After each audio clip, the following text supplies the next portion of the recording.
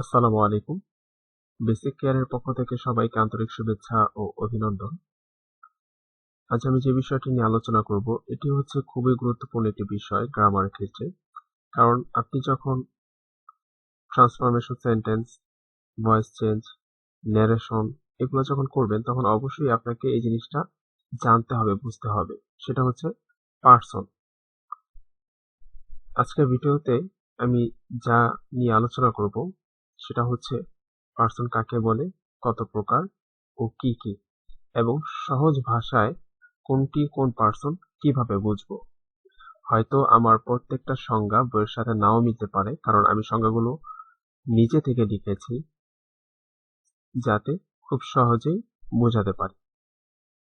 তো ভিডিওটি শুরু করার আগে সবাইকে অবশ্যই বলবো, যারা এখনো চ্যানেলটি সাবস্ক্রাইব করেনি তারা অবশ্যই চ্যানেলটি সাবস্ক্রাইব করবেন এবং পাশে থাকা বেল আইকনটি বাজিয়ে দিবেন যাতে সবার আগে ভিডিও আপলোড করলে আপনার কাছে চলে যায়। পার্সন। পার্সন কাকে বলে? বাক্যে অবস্থিত নাউন বা প্রোনাউনকে পার্সন বলে।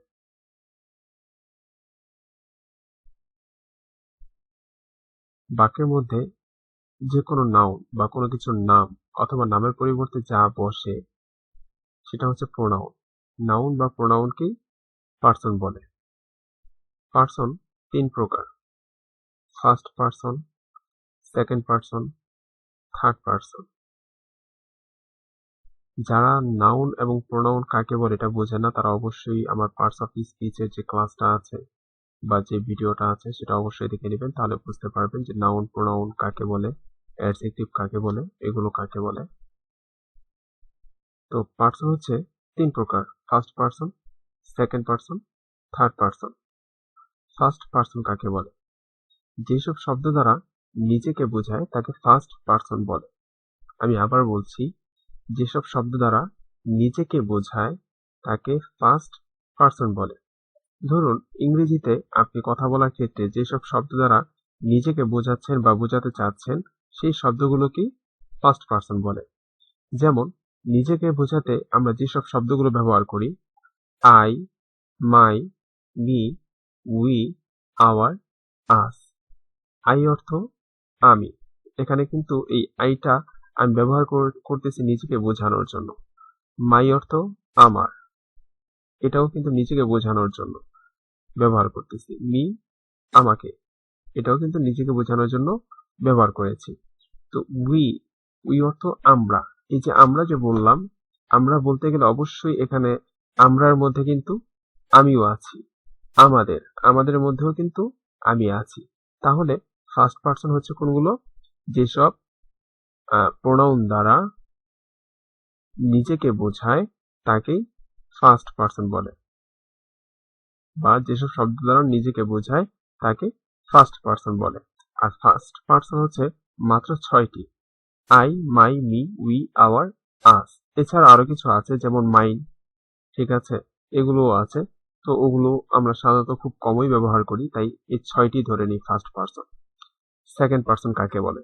যেসব শব্দ দ্বারা উপস্থিত কাউকে সম্বোধন করা হয় তাকে সেকেন্ড পার্সন বলে। যেসব শব্দ দ্বারা উপস্থিত কাউকে সম্বোধন করা হয় তাকে সেকেন্ড পার্সন বলে।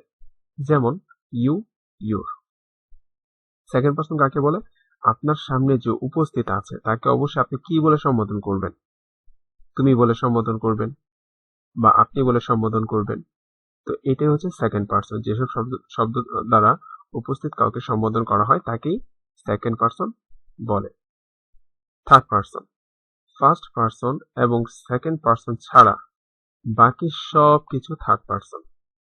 মানে ফার্স্ট পার্সন হচ্ছে 6টি এবং সেকেন্ড পার্সন হচ্ছে 2টি, মোট 8টি। এই 8টি ছাড়া বাকি যা কিছু আছে, যেসব প্রোনাউন আছে বা যেসব নাউন আছে, সবগুলি হচ্ছে থার্ড পার্সন। যেমন আমি উদাহরণ হিসেবে বলতে পারি, কলম। এটা কোনো ব্যক্তির নাম না, এটা একটা বস্তুর নাম। আর এখানে কলম দ্বারা কিন্তু নিজেকে বোঝানো হচ্ছে না, একটা বস্তুকে বোঝানো হচ্ছে, তাই কলম হচ্ছে একটি থার্ড পার্সন। তারপর he, she, their, home, Dhaka, table, my book, your pen. আমি মোটামুটি ভাবে কয়েকটা উদাহরণ এখানে দিয়েছি যাতে আপনাদের সমস্যা না হয়। যেমন অনেকেই জিজ্ঞাসা করে, স্যার মাই বুক, এখানে মাই তো ফার্স্ট পারসন, তাহলে মাই বুক এটা কি ফার্স্ট পারসন হবে?